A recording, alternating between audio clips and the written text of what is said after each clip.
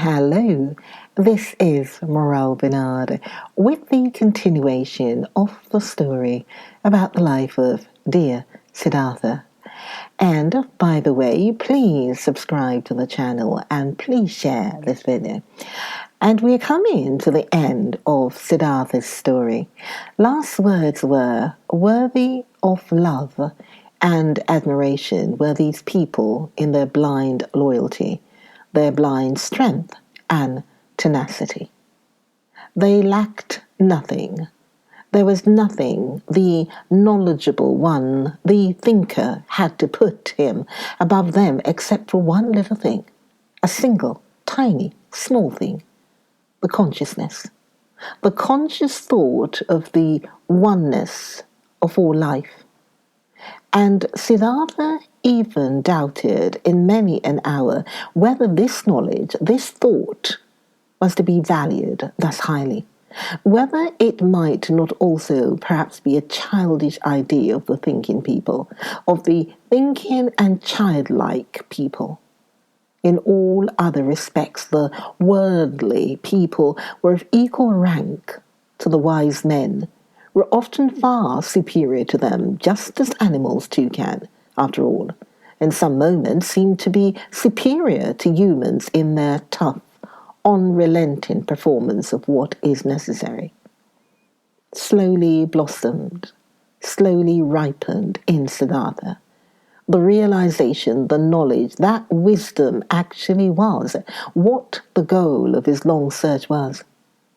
It was nothing but a readiness of the soul, an ability, a secret art, to think every moment while living his life, the thought of oneness, to be able to feel and inhale the oneness. Slowly, this blossomed in him, was shining back at him from Vasudeva's old childlike face. Harmony, knowledge of the eternal perfection of the world, smiling, oneness.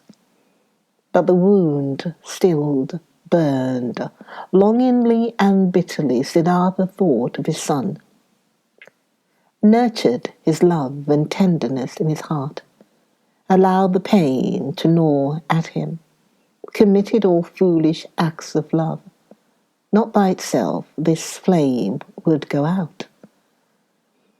And one day, when the wound burned violently, Siddhartha ferried across the river, driven by a yearning, got off the boat, and was willing to go to the city and to look for his son.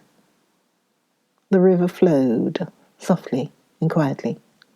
It was a dry season, but its voice sounded strange. It laughed. It laughed clearly. The river laughed. It laughed brightly and clearly at the old ferryman. Siddhartha stopped. He bent over the water in order to hear even better, and he saw his face reflected in the quietly moving waters. And in this reflected face there was something which reminded him something he had forgotten. And as he thought about it, he found it. This face resembled another face which he used to know and love and also fear. It resembled his father's face, the Brahman. And he remembered how he, a long time ago as a young man, had forced his father to let him go to the penitence, how he had bid his farewell to him, how he had gone and had never come back. Had his father not also suffered the same pain for him which he now suffered for his son? Had his father not long since died alone, without having seen his son again? Did he not have to expect the same fate for himself? Was it not a comedy, a strange and stupid matter, this repetition, this running around in a fateful circle? The river laughed. Yes, so it was. Everything came back. which had not been suffered and solved up to its end. The same pain was suffered over and over again. But Siddhartha went back into the boat and ferried back to the hut, thinking of his father, thinking of his son, laughed at by the river, at odds with himself, tending towards despair, and not less tending towards laughing along at himself and the entire world. Alas, the wound was not blossoming yet. His heart was still fighting his fate. Cheerfulness and victory were not yet shining from his suffering. Nevertheless, he felt hope.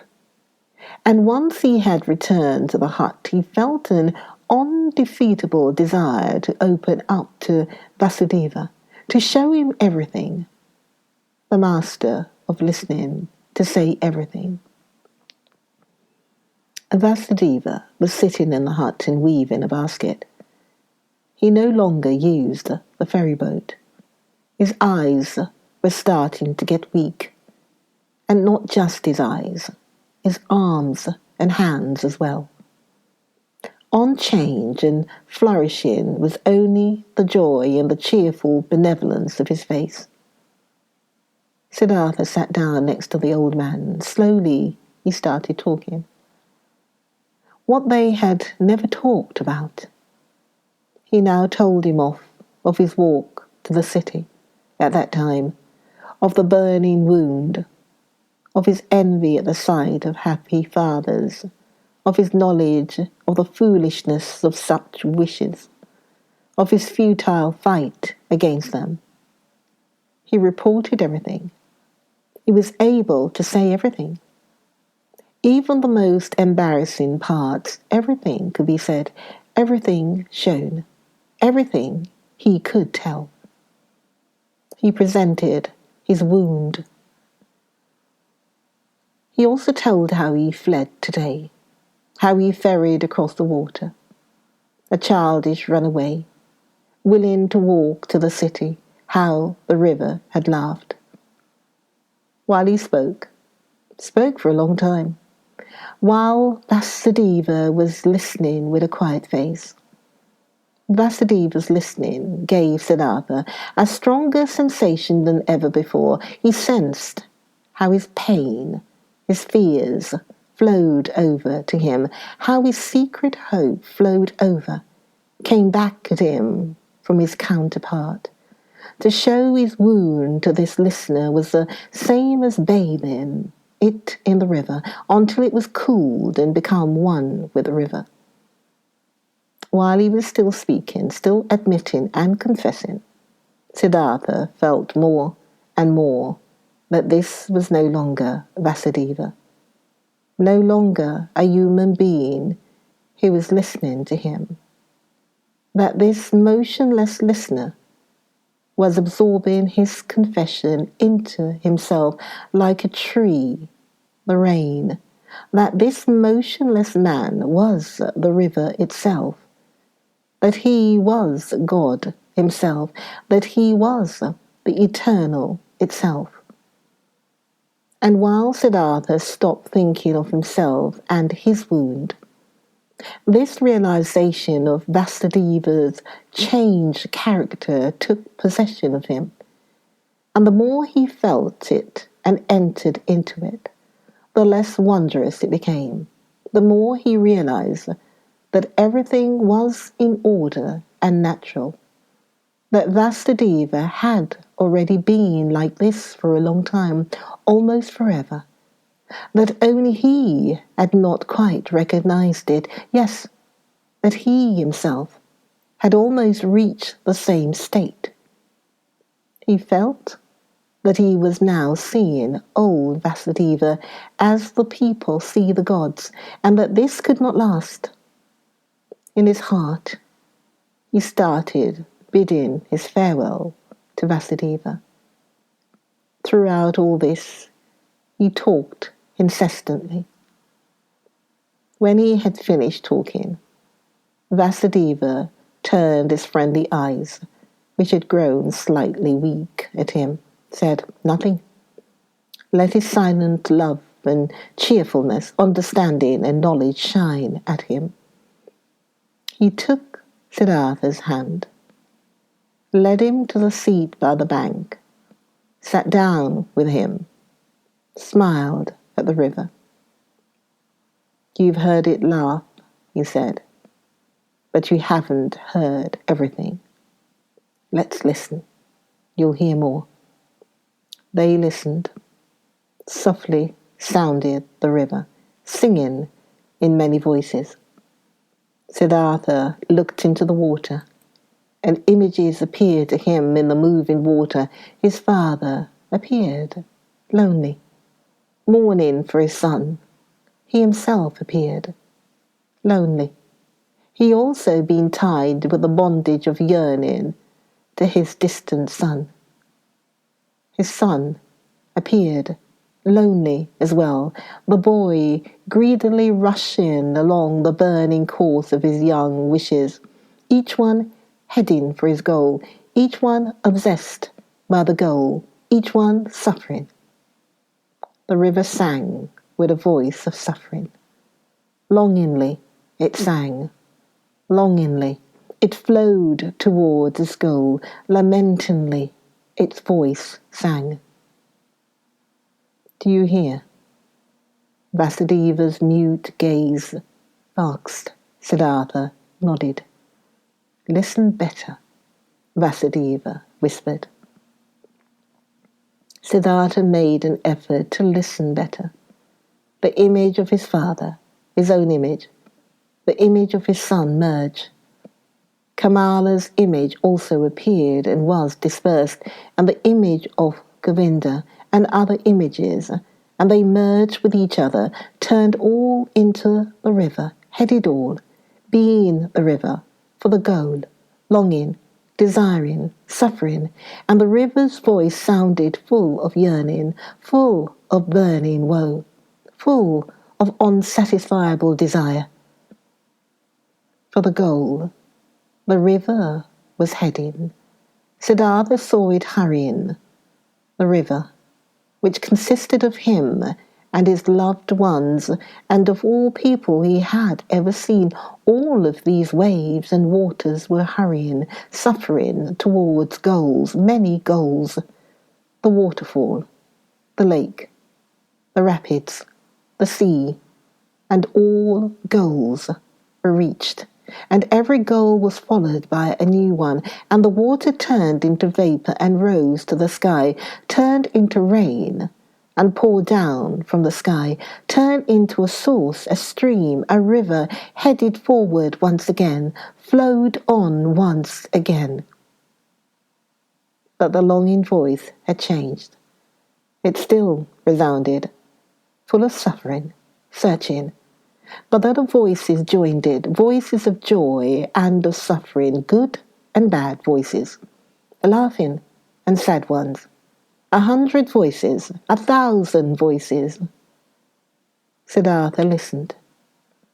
He was now nothing but a listener, completely concentrated on listening, completely empty. He felt that he had now finished learning to listen. Often before, he had heard all this, these many voices in the river. Today, it sounded new. Already, he could no longer tell the many voices apart, not the happy ones from the weeping ones, not the ones of children from those of men. They all belonged together. The lamentation of yearning and the laughter of the knowledgeable one, the scream of rage and the moaning of the dying ones, everything was one. Everything was intertwined and connected and tangled 1,000 times. And everything together, all voices, all goals, all yearning, all suffering, all pleasure, all that was good and evil, all of this together was the world. All of it together was a flow of events, was the music of life.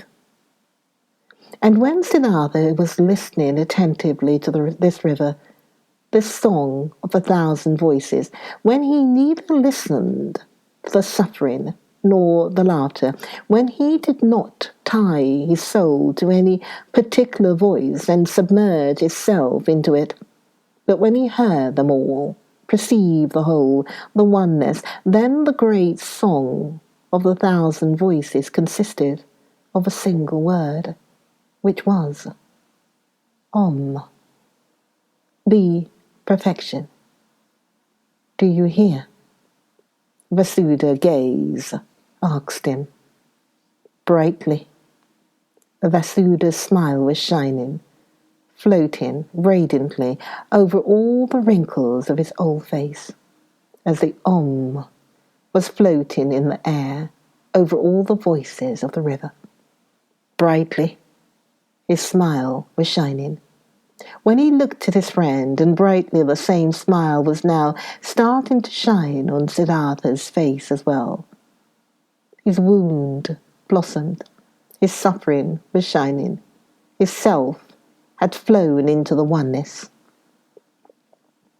In this hour, Siddhartha stopped fighting his fate, stopped suffering.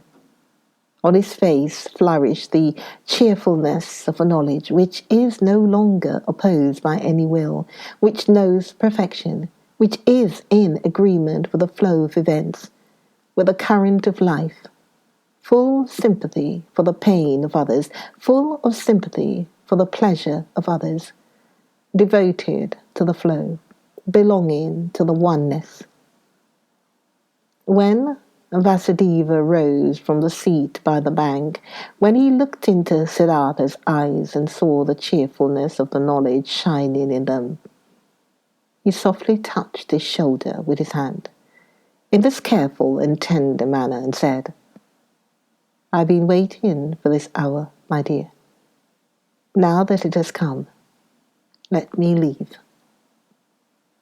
For a long time, I've been waiting for this hour. For a long time, I've been Vasudeva, the ferryman. Now, it's enough. Farewell.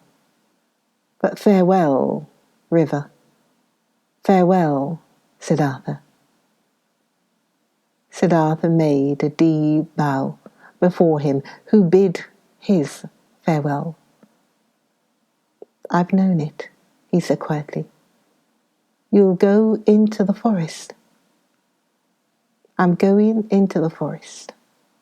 I'm going into the oneness, spoke Vasudeva with a bright smile. With a bright smile he left. Siddhartha watched him leaving.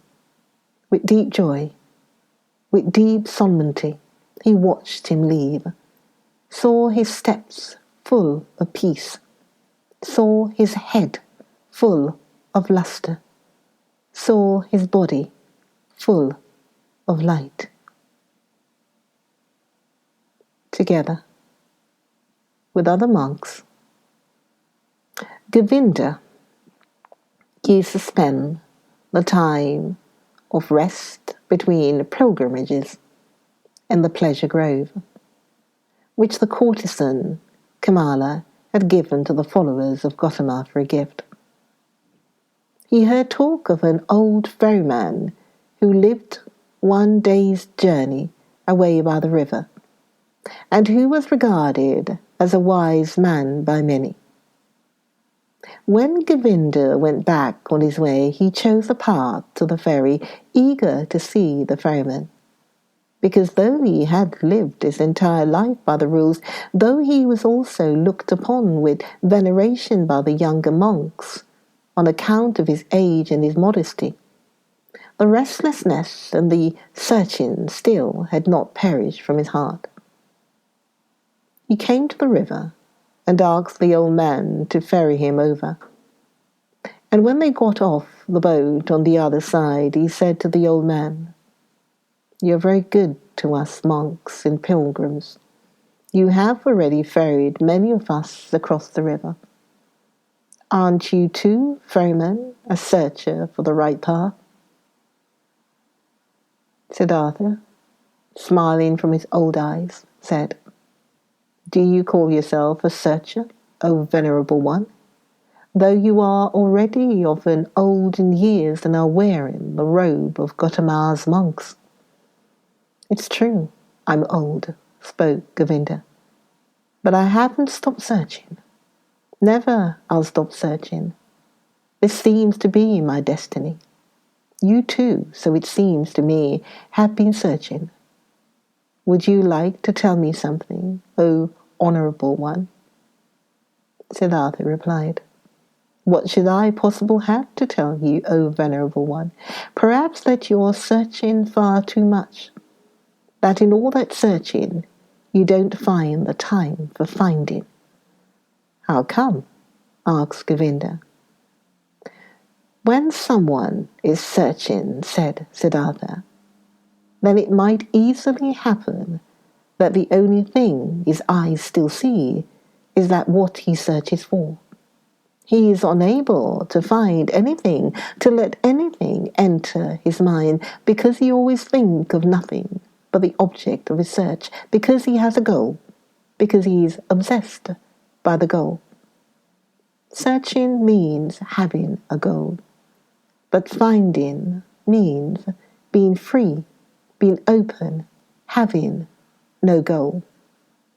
You, O venerable one, are perhaps indeed a searcher, because striving for your goal there are many things you don't see, which are directly in front of your eyes.